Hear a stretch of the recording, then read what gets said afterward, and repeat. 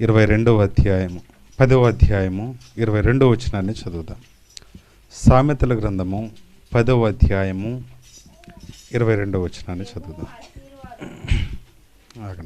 అందరిది వినేయండి, చదవమ్మా.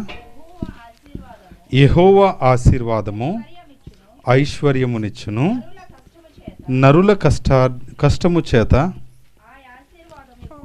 ఆ ఆశీర్వాదము ఎక్కువ కాదు. దేవునికి స్తోత్రం. చిన్న ప్రార్థన చేద్దాం. దేవా, దీవించండి చదవబడినటువంటి వాక్య భాగము. మేము ధ్యానము చేయబోచుండగా మీ పరిశుద్ధాత్మ శక్తి సహాయములు మీరు మాకు తోడుగా దయచేయమని, వినుచున్న ప్రతి హృదయాన్ని మీరే తాకమని, దీనిలో ఉన్న సత్యాన్ని, అర్థాన్ని, పరమార్థాన్ని మేము తెలుసుకునే భాగ్యాన్ని మాకందరికీ దయచేయమని యేసు క్రీస్తు నామమున ప్రార్థించి వేడుకుంటున్నాను తండ్రి, ఆమేన్.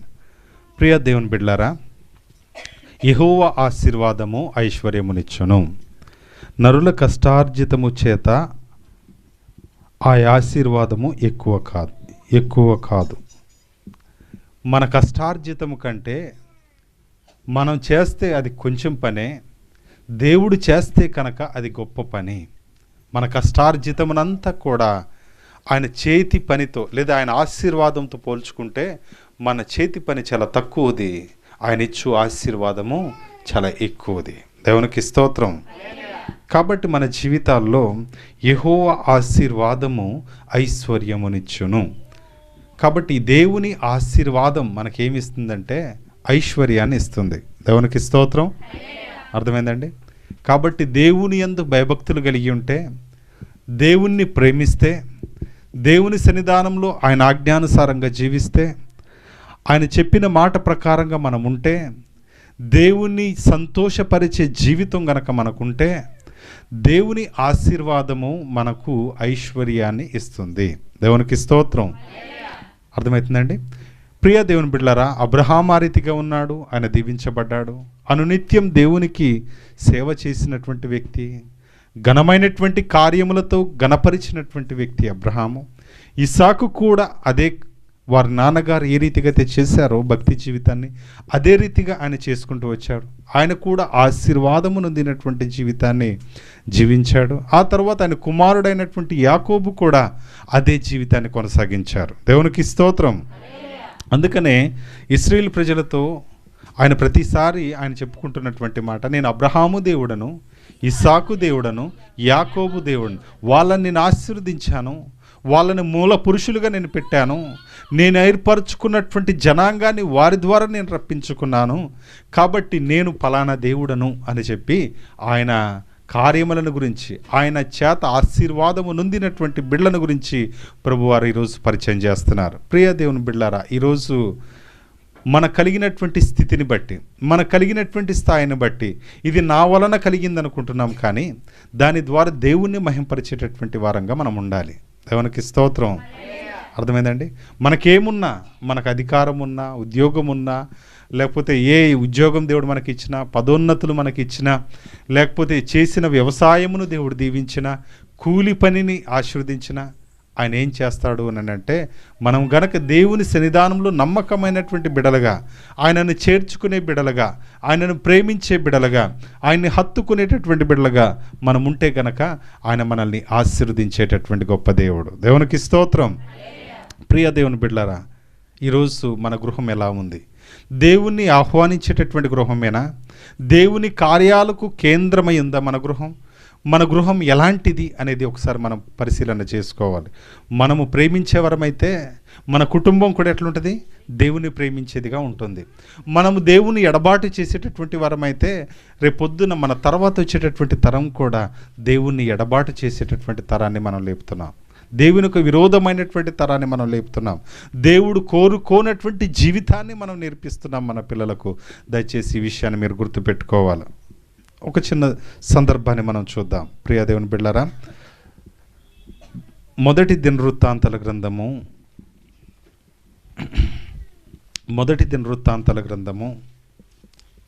13వ అధ్యాయము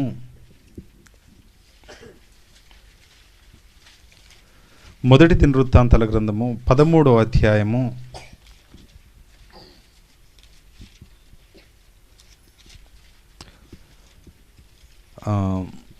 చూడండి ఒకసారి 14 వచనాన్ని చదువుదాం. దేవుని మందసము ఒబేదెదోము ఇంటిలో అతని కుటుంబమునొద్ద 3 నెలలుండగా యెహోవా ఒబేదెదోము ఇంటి వారిని అతని సొంతంతటిని ఆశీర్వదించెను. దేవునికి స్తోత్రం. సొంతంతటిని ఆయన ఏం చేశాడండి? ఆశీర్వదించాడు. ప్రియ దేవుని బిడ్డలారా, ఇక్కడ ఒక మందసం ఉంది. దేవుని నివాస స్థలం, దేవునికి యోగమైనటువంటి మరి దేవుని మందసం ఎక్కడుంది ఇది అనంటే కిరియతైర్యాబు ప్రాంతంలో ఉంది. ఎక్కడ, ఎవరి దగ్గర అనంటే అబినాదాబ్ అనేటటువంటి ఇంటి ఆయన దగ్గర ఉంది, యూదా ప్రాంతంలో. అయితే ఆ ప్రాంతం నుంచి దావీదు ఎప్పుడైతే మరి అనుకున్నాడో సౌలు కాలంలో అది వెళ్ళిపోయింది, అది ఉంటే దేవుడు మనతో ఉన్నట్టే, ఆ మందసం మనతో ఉంటే గనక దేవుడు మన మధ్య ఉన్నట్టే, మన మధ్య నివాసం చేసినట్లే, కాబట్టి దాన్ని మనం తెచ్చుకుందామని తెచ్చుకుంటున్నటువంటి సమయంలో ఒక చిన్న సంఘటన జరుగుతుంది. జరిగిన తర్వాత దావీదు దాన్ని ఇంటికి తేటానికి భయపడతాడు. ఆయన దావీదు పురంలో దాన్ని పెట్టడానికి భయపడతాడు. ఆ తర్వాత ఈయనెవరు అనంటే ఎవరైనా ఓబేదెదోము. ఎవరండి ఈయనెవరు అని అంటే గిత్తీయుడు. ఈయనెవరండి? గిత్తీయుడు. ఈయన దగ్గర ఆ మందసాన్ని పెడతారు. వీళ్ళు బాబు, ఇది చాలా జరిగినటువంటి సంఘటన. దాన్ని పట్టుకోపోతే ఒక ఆయన చనిపోతే, అమ్మో ఇది ఇలాంటిది, ఇంత పరిశుద్ధమైంది, పవిత్రమైంది, ఇంత కార్యం జరిగేది నా ఇంట్లో వద్దు ఇది అని చెప్పి వేరే ఇంట్లో అయినటువంటి గిత్తీయుడైన ఒబేదెదోము ఇంట్లో దీన్ని పెడతారు. ఏమండి? దేవుని మందసం, దేవుడే మనతో ఉంటాడు అని తెచ్చుకుంటున్నటువంటి ఈ మందసం, దేవుడే మన మధ్య నివసించాలి అని కోరుకున్నటువంటి మందసం, దేవునికి నిత్యం బలులు, హోమాలు, యోగాలు అర్పించేటటువంటి ఈ మందసం ఎప్పుడైతే ఒక చిన్న సంఘటన చూశారో దావీదు భయపడి దాన్ని ఇంట్లో ఆయన పురంలో పెట్టుకోవడానికి ఆయన భయపడతాడు. గిత్తీయుడైనటువంటి ఒబేదెదోము ఇంట్లో పెడతారు దీన్ని తీసుకుని వెళ్ళి. అప్పుడు దేవుడు ఏం చేశాడంటే, ఒబేదెదోము ఆయనను చేర్చుకున్నాడు కాబట్టి, ఒబేదెదోము దేవునికి భయపడ్డాడు కాబట్టి, ఒబేదెదోము దేవునికి లోబడ్డాడు కాబట్టి నాకేం జరిగినా పర్వాలేదు, ఇది దేవునికి స్తోత్రం. మంచి జరగని, చెడు జరగని, మేలు జరగని, కీడు జరగని, అదేదైనా కావచ్చు, దేవుడే నా దగ్గరికి వస్తున్నాడంటే నేను దాన్ని ఉండగలనా అని చెప్పి ఆ మందసాన్ని ప్రేమతో ఆయన స్వీకరిస్తాడు. దేవునికి స్తోత్రం. స్వీకరించిన తర్వాత 3 నెలలలో గొప్ప మార్పు కలుగుద్ది ఆ ఇంట్లో. దేవునికి స్తోత్రం. 3 నెలలు ఆ మందసం ఆయన దగ్గర ఉంటే దేవుడు ఆయన సొత్తంతటిని ఆశీర్వదించడానికి ఇష్టపడ్డాడు. దేవునికి స్తోత్రం. ఏమండి, ఎంతకాలం ఉందండి మందసం? 90 రోజులు లెక్క ప్రకారంగా, అవునా కదా మన భాషలో. కాబట్టి ఈ 3 నెలల్లో ఆయన ఆశీర్వాదం, గొప్ప మేలు, ఆయన చేసిన ప్రతి పని దీవించబడటం, ఆయన చేసినటువంటి ప్రతి కార్యం ఆశీర్వదింపబడటం, ఘనత నొందినటువంటి మనుష్యులలో ఈయన కూడా ఉండటం, దేవుని చేత ఆశీర్వాదము, అభివృద్ధి నొందటం ఆయనకు కలిగింది. దేవునికి స్తోత్రం. ఈరోజు ప్రియ దేవుని బిడ్డలారా, మనకు ప్రతి ఇంట్లో మందసాలు ఉండాలి. ప్రతి ఇంట్లో మందసం మనం ఏర్పాటు చేసుకోవాలి. మందసం అంటే ఏంటిది చెప్పాలి. ఏంటిదండి? ప్రార్థన గది. దేవునికి స్తోత్రం. ఏం గదండి? దేవునితో నువ్వు డైరెక్ట్గా మాట్లాడే గది, దేవునితో డైరెక్ట్గా నువ్వు సహవాసం చేసే గది, దేవునితో నువ్వు ప్రార్థన చేసే చోటు. ఏమండి, అన్నిటికీ చోట్లు ఉంటాయి మన ఇంట్లో. వంటగది ఉంటుందా? ఉంటుందమ్మా? ఉండదా? డ్రెస్సింగ్ టేబుల్ ఉంటుందా? అక్కడికి వెళ్ళి ఏం చేస్తాం? అద్దం ముందు నిలబడి అన్నీ సరి చేసుకుంటాం, అన్నీ చూసుకుంటాం. టీవీ రూమ్ ఉంటుందా? ఉంటుందా? బెడ్రూమ్ ఉంటుందా? ప్రేయర్ రూమ్ ఉంటుందా? ఏమ్మా చెప్పాలా? ఉందా? ఉండాలి. దేవునికి స్తోత్రం. మన ఇంట్లో దేవునికి కొంత స్థానము ఇవ్వాలి. దేవునికి స్తోత్రం. మన ఇంట్లో దేవునికి ఒక ప్రత్యేకమైనటువంటి స్థలం ఇవ్వాలి. నాకు ఒక సహోదరుడు ఒక ఊరు వెళ్తే దీపస్తంభం, బైబిల్, తర్వాత ఆయన రూమ్లోనే, ఆయన ఇంట్లోనే గది కట్టుకొని ఎప్పుడు ఆ దీపస్తంభాలు వెలిగేటటువంటి విధంగా పెట్టుకొని, అయ్యగారు ఇది నేను ప్రార్థన చేసుకునేటటువంటి గది అని చూపించారు. దేవునికి స్తోత్రం. దాని చుట్టూ కూడా తెల్ల క్లాత్ పెట్టి ఇక్కడ నేను మోకరించి దేవునితో మాట్లాడతాను. అక్కడికి వెళ్ళంగానే ఆ లొకేషన్ అంతా చూడంగానే కొంచెం నాకు హృదయంలో భయం అనిపించింది. ఎందుకో తెలుసా, మనం ఒక్కరమే ఉంటాం, ప్రార్థన చేస్తాం, దేవునితో డైరెక్ట్గా మనము మాట్లాడతాం. ఓబేదేదోము చూడండి, జరిగిన సంఘటన ఆయన చూచాడు, జరిగిన సంఘటన ఆయన తెలుసుకున్నాడు, ఆయన కళ్ళ ముందే జరిగింది. అయినా కూడా దేవుని మందసాన్ని ఆయన ఇంట్లో పెట్టుకోవడానికి సందేహించలేదు. దేవునికి స్తోత్రం. సందేహించలేదు. ఈరోజు నీకెన్ని నష్టాలు కలిగినా, ఏమండి, నీకే మేలు జరగకపోయినా నువ్వేం చేయాలని అంటే మోకరించి ప్రార్థన చేయాలి. దేవునికి స్తోత్రం. ప్రార్థన గది నీ ఇంట్లో ఉండాలి. ప్రార్థన చేసే సమయం నీ హృదయంలో నువ్వు కేటాయించుకోవాలి. You have to pray. ప్రతిరోజు మీరు ప్రార్థన చేయాలి, ప్రతిరోజు దేవునితో మాట్లాడాలి, ప్రతిరోజు ప్రార్థన సమయాన్ని మీరు పెట్టుకోవాలి. అది ఎంతైనా కావచ్చు, వీలు పడినా నువ్వు చేయాలి, వీలు పడకపోయినా నువ్వు ప్రార్థన చేయాలి. దేవునికి స్తోత్రం. ఓబేదేదోము దేవుని మందసాన్ని పెట్టుకున్నాడు ఆయన గృహంలో. గొప్ప దీవెన ఆయనకి కలిగింది. ఈరోజు ప్రార్థన జీవితం మీరు కలిగి ఉంటే, ప్రార్థన బ్రతుకు మీరు కలిగి ఉంటే, ప్రతి సమస్య దేవునితో పంచుకునేది అయి ఉంటే, దేవునితో మాట్లాడగలిగేది ఉంటే, ప్రియ దేవుని బిడ్డారా, దేవుడు నీ అవసరాలు అన్నీ చూస్తున్నాడు. నీ అక్కర్లన్నీ ఆయనకు తెలుసు. నీ పరిస్థితులు అన్నీ కూడా ఆయన గమనించగలిగినటువంటి గొప్ప దేవుడు. కాబట్టి వాటన్నిటికీ తగినట్లుగా ఆయన సమాధానం ఇచ్చేటటువంటి గొప్ప దేవుడు. దేవునికి స్తోత్రం. ఏమండి, మనం ఆరాధించేటటువంటి దేవుడు చిన్న దేవుడేం కాదు. మనము పూజించేటటువంటి వాడు సర్వశక్తిమంతుడు. దేవునికి స్తోత్రం. సమస్తాన్ని మన కొరకు అనుకూలపరచగలిగినటువంటి సర్వశక్తిని నువ్వు ఆధారం చేసుకుని ఉన్నావు. కాబట్టి మనం భయపడాల్సినటువంటి పని లేదు. నీకే పనైనా సరే, ఏ బాధ్యత అయినా సరే, ఎలాంటి స్థితి అయినా సరే, నువ్వు లేమిలో ఉన్న, ఇబ్బందుల్లో ఉన్న, ఇరుకులో ఉన్న, కష్టాల్లో ఉన్న, నష్టాల్లో ఉన్న, అదేదైనా సరే నువ్వు దేవునికి మొరపెట్టేటటువంటి సమయాన్ని నువ్వు కేటాయించాలి. దేవునికి విలువనిచ్చేటటువంటి స్థలం నువ్వు కేటాయించాలి. దేవునికి స్తోత్రం. యాకోబు ఆయన పారిపోతూ, ఆయన మామ దగ్గరికి వెళ్ళిపోతూ, ప్రియ దేవుని బిడ్డారా, ఒక చోటు పడుకున్నాడు. ఆ చోటును పడుకుంటే ఒక రాయి తీసుకుని పడుకుని ఉంటే అక్కడ ఆయన కల వచ్చింది. ఏం కల తెలుసా? దేవదూతలు ఎక్కడం దిగటం ఈయన చూశాడు.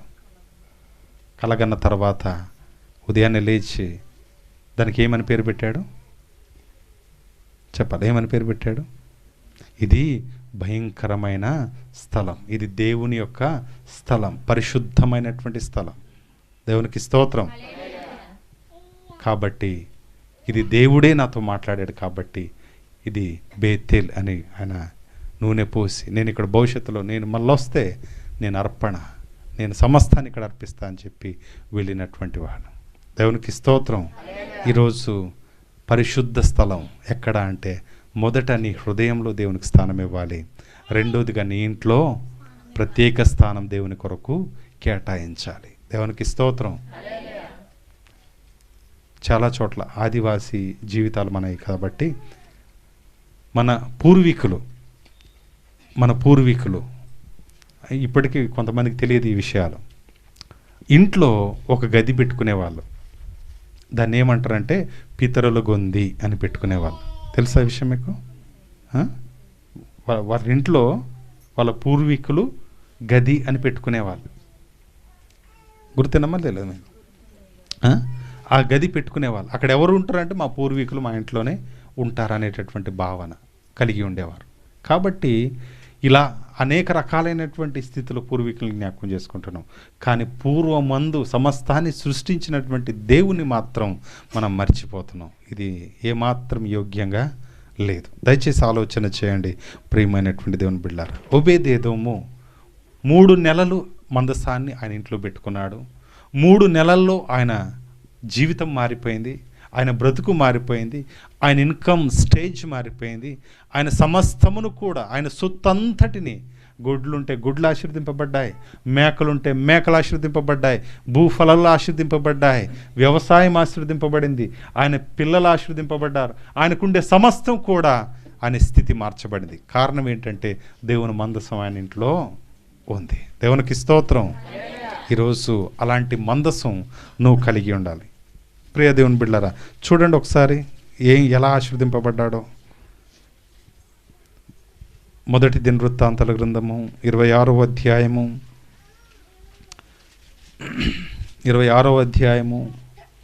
4వ వచనం. దేవుడు ఒబేదెదోమును ఆశీర్వదించి అతనికి కుమారులను దయచేశాను. వారెవరనగా పేర్లు: షమ్మయ్య జ్యేష్ఠుడు, యెహోజాబాదు రెండవ వాడు, యెహోవాహు మూడవ వాడు, షాకారు నాలుగవ వాడు, నెతనేలు ఐదవ వాడు, అమ్మియేలు ఆరవ వాడు, ఇష్మకారు ఏడవ వాడు, పేల్తేలే ఎనిమిదవ వాడు. ఎంతమంది అండి? 8 మంది ఆయనకు సంతానం.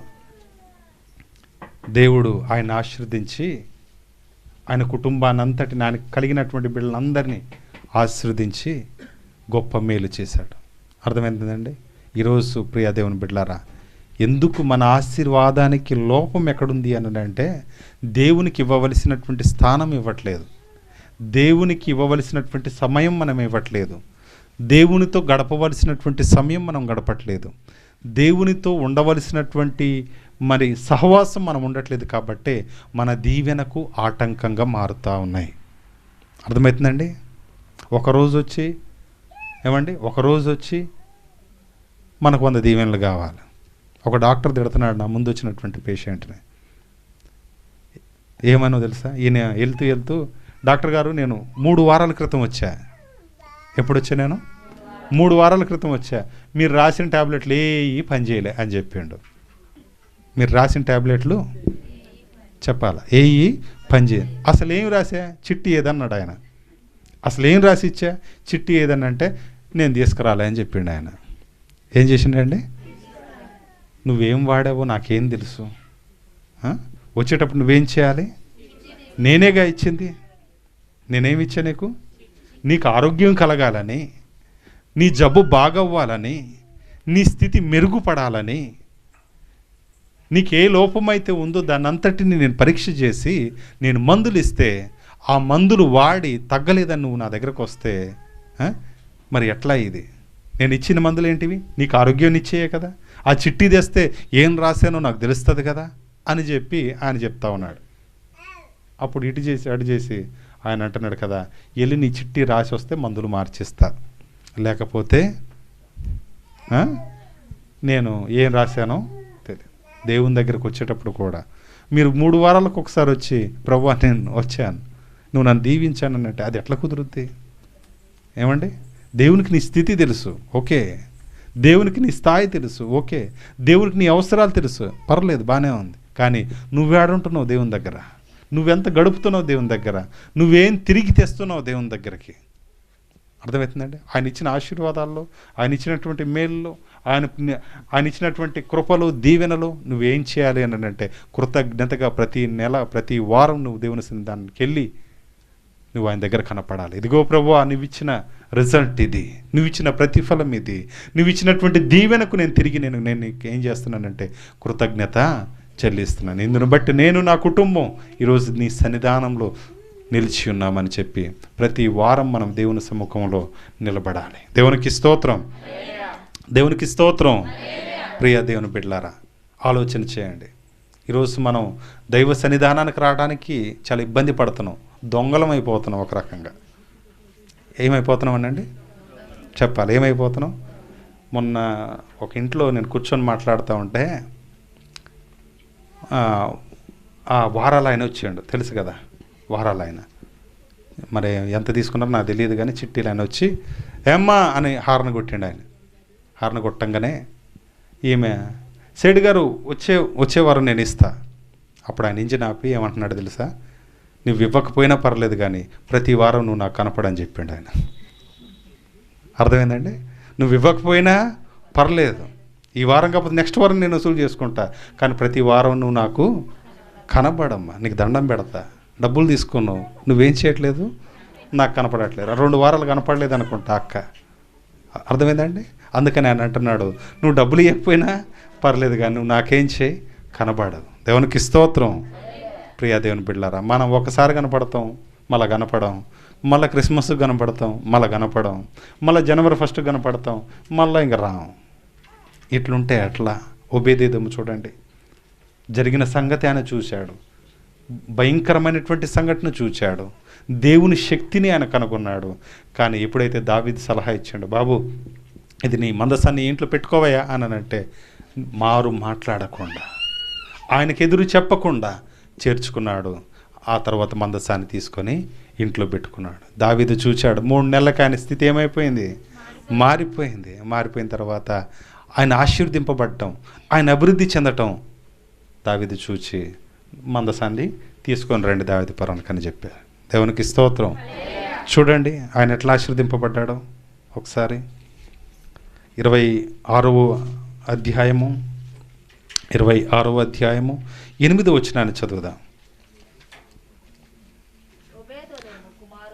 ఒబేదేదోము కుమారులైన వీరును, వీరి కుమారులను, వీరి సహోదరులను 62 వారు తమ పని చేయుటలో మంచి గట్టివారు. దేవునికి స్తోత్రం. మొత్తం ఎంతమంది ఫ్యామిలీ లేచిందండి? 62 మంది లేచారు. ఒక చిన్నపాటి సంఘమే, అవునా కదా? ఇంతమంది, వారి పిల్లలు, వారి సహోదరులు, ఇంత కుటుంబం. ఆ కుటుంబంలో అంతా ఎలా ఉన్నారని అంటే మంచి పనివారట. ఏం అప్పగిస్తే, ఏ బాధ్యత అప్పగిస్తే ఆ పని ఎగ్జాక్ట్గా చేసేటటువంటి వారు. దేవునికి స్తోత్రం. చూడండి వారి గురించి అంటున్నారు పరిశుద్ధాత్మ దేవుడు ఏమని అంటే, వారు తమ పనిలో, వారు తమ పని చేయుటలో ఎలాంటి వారటండి? మనం మంచోళ్ళమే. చెడ్డోళ్ళు అంటే మీరు ఒప్పుకుంటారేటి? ఒప్పుకోరు కదా. కాబట్టి మనం మంచోళ్ళమే మన మట్టికి, కానీ గట్టోళ్ళం మాత్రం కాదు. ఒబేదేదోము ఆశీర్వదింపబడ్డాడు. ఆయన పిల్లలు కూడా దీవించబడుతున్నారు. ఎట్లా అంటే వారికి అప్పగించినటువంటి పనిలో వాళ్ళు ఎలాంటి వారటండి? మంచి గట్టి, అంటే యథార్థంగా ఉంటారు, అప్పగించిన పనిని నిర్మోహమాటంగా చేస్తారు, బద్ధకం ఏమి ఉండదు, తప్పించుకునేది ఏమి ఉండదు, నైపుణ్యంగా చేస్తారు. వాళ్ళు ఎలా చేస్తారంటే గట్టివారు. దేవునికి స్తోత్రం. ప్రియా దేవుని బిడ్డలారా, ఈరోజు దేవుని సన్నిధానానికి, దేవుని సన్నిధానంలో మన కుటుంబం మంచిగా ఉండాలి, ఒబేదేదోములాగా. తర్వాత దీవించబడినటువంటి కుటుంబంగా ఉండాలి, ఒబేదేదోములాగా. తర్వాత మంచివారమై ఉండాలి, ఒబేదేదోములాగా. గట్టివారమై ఉండాలి, ఒబేదేదోములాగా. దేవునికి స్తోత్రం. విశ్వాసంగా మనం ఎట్లా ఉండాలండి? గట్టివారమై ఉండాలి. ఏదైనా సమస్య వస్తే ఏం చేయాలి? చెప్పాలి. ఏం చేయాలి? మనమే మోకరించి ప్రార్థన చేయాలి. దేవునికి స్తోత్రం. అర్థమవుతుందండి? ప్రార్థన సమస్తమైనటువంటి స్థితిగతులను మార్చే శక్తి, అది దేవునికి ఇచ్చే యాగము, బలి, అర్పణ. కాబట్టి మనం గట్టి ప్రార్థన పరులమై ఉండాలి. అర్థమవుతుందండి? కాబట్టి దేవునితో ఎంత ప్రార్థన సహవాసం కలిగి ఉంటే అంత మనకు నెమ్మది, శాంతి, సంతోషం, అనుభూతిని కలిగిస్తాడు దేవుడు. ప్రియ దేవుని బిడ్డలారా, ఈ మాటలు వింటున్నటువంటి మీరు దేవునికి ఏ స్థానం ఇస్తున్నారు? ఎక్కడ ఉంచుతున్నారు? మీరు మీ హృదయంలో ఎక్కడుంది స్థలం ఆయనకి? ఆయన పుట్టేటప్పుడు భూమి మీద స్థలం లేదు, ఏమండి? ఆయన ఈ లోకానికి వచ్చేటప్పుడు ఎవరు కూడా ఆయన ఆహ్వానించినటువంటి వారు కాదు, ఎవరు కూడా ఆయన్ని చేర్చుకున్నటువంటి వారు కాదు. ఎక్కడో ఒక చెట్టు నీడనో, లేకపోతే ఎక్కడో ఒక అనామకుల్లాగా దేవాతి దేవుడై ఉండి ఒక దిక్కు లేనటువంటి స్థితిలో ఆయన జన్మించి ఆయనను పరుండబెట్టడం మాత్రం పశువుల తొట్టిలో ఆయన్ని పరుండబెట్టారు.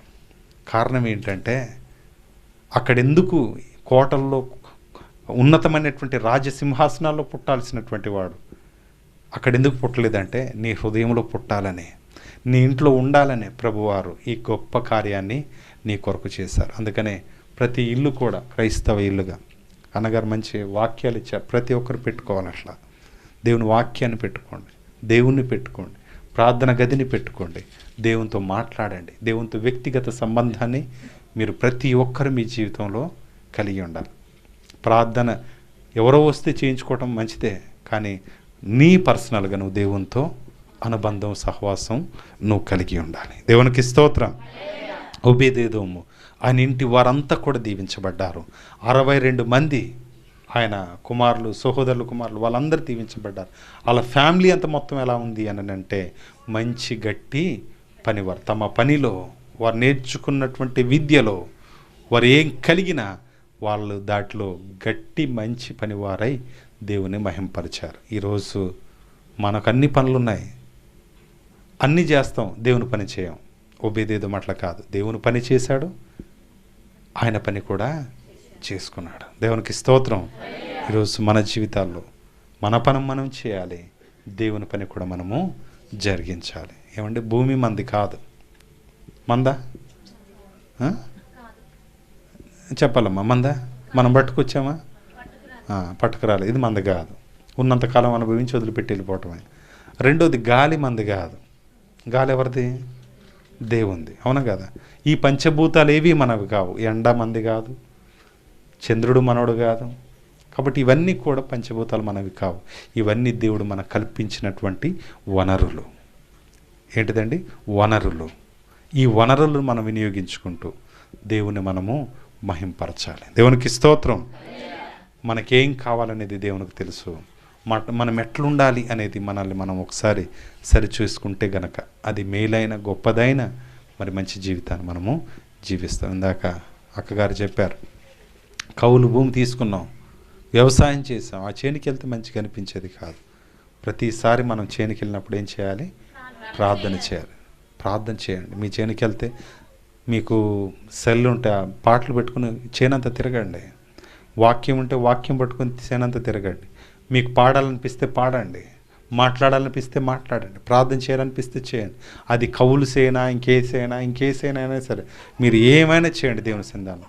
ఒకవేళ కొత్త భూమి మీరు వ్యవసాయం చేసుకుంటున్నట్లయితే కొబ్బరి నూనె తీసుకుని వెళ్ళి ఆ భూమి మీద పోయండి. ప్రభువా, ఇది నీ రక్తం, ప్రోక్షించండి, ప్రతి విధమైనటువంటి దుష్టత్వాన్ని దూరం చేయండి అని చెప్పి మీరు ప్రార్థన చేయండి.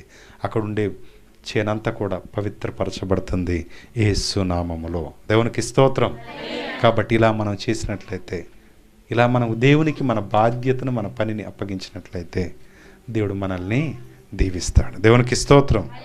అబ్రహాంతో అన్నాడు, నీవు అడుగుపెట్టు స్థలము ఏమవుతుంది చెప్పాలి? నువ్వు అడుగుపెట్టు స్థలము ఏమవుతుంది? దీవించబడుతుంది. దేవునికి స్తోత్రం. అంటే దేవుడు ఏం చేశాడు అని అంటే, ఆయన ఎక్కడికి వెళ్తే అక్కడ ఆయనకి ఏం కలుగుతుంది? దీవెన. అంటే ఆయన ప్రయాణంలోనే దేవుడు ఆయనకి ఆశీర్వాదాన్ని దాచిపెట్టాడు. ఈరోజు మన పనిలో, మన కార్యక్రమంలో, మన పాదములో కూడా దేవుని దీవెన ఉంది. మర్చిపోవద్దు ఆ విషయం. ఓకేనా?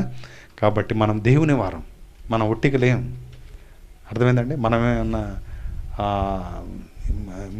మంచి ఫుడ్ తిని మంచిగా అనుకుంటున్నారేమో లేదు. దేవుని శక్తి వల్లనే మనం నిలబడుతున్నాం.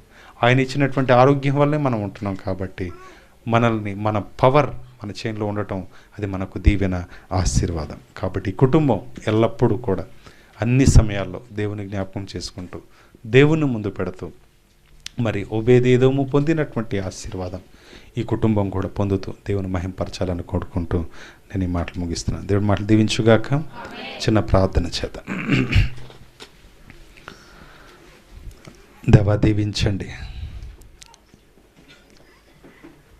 నీ సన్నిధానంలో నీ మాటలు విన్నాం ప్రభు. నీ మందసాన్ని ఓబేదేదోము సంకోచించకుండా, ఎలాంటి ప్రభు అనుమానము లేకుండా ఆయన చేర్చుకున్నాడు, దీవించబడ్డాడు. ఈరోజు కదిలేని మందసాలగా ఉంటున్నటువంటి మేము ప్రభు, మిమ్మల్ని చేర్చుకొని మా హృదయంలో స్థలం ఇచ్చి ప్రభు, నీతో మాట్లాడేటటువంటి స్థలం ప్రభు మా ఇంట్లో కూడా నీకు కేటాయించే భాగ్యాన్ని మీరు మాకు దయచేయండి. చేను బాగలేదంటే మేము ప్రార్థన చేయాలి, పిల్లలు బాగలేరంటే మేము ప్రార్థన చేయాలి ప్రభు. ఇంట్లో పరిస్థితులు బాగాలేవంటే ప్రార్థన చేయాలి, అప్పులు ఎక్కువ ఉన్నాయనంటే మేము ప్రార్థన చేయాలి, ఆరోగ్యం బాగాలేదంటే ప్రార్థన చేయాలి కాబట్టి దానికి ఒక ప్రత్యేకమైనటువంటి స్థలం ప్రభు మేము నీ కొరకు కేటాయించులాగున నాయన ఉబేదేదోము ఈ రీతికి అయితే మందసానికి ఒక ప్రభు ఇంట్లో స్థలం ఇచ్చి దాన్ని పెట్టుకున్నాడు. ఆ ప్రాంతం అంతా దీవించబడిందని విన్నాం. ఆయన చేసే ప్రతినంతటిని సొత్తంతటిని దీవించారని విన్నాం. కాబట్టి అలాంటి ఆశీర్వాదం మీ కుటుంబానికి మీరే దయచేసి కాపాడమని, విన్న ప్రతి హృదయాన్ని మీరే తాకమని యేసుక్రీస్తు నామమున ప్రార్థించి వేడుకుంటున్నాను తండ్రి. ఆమేన్.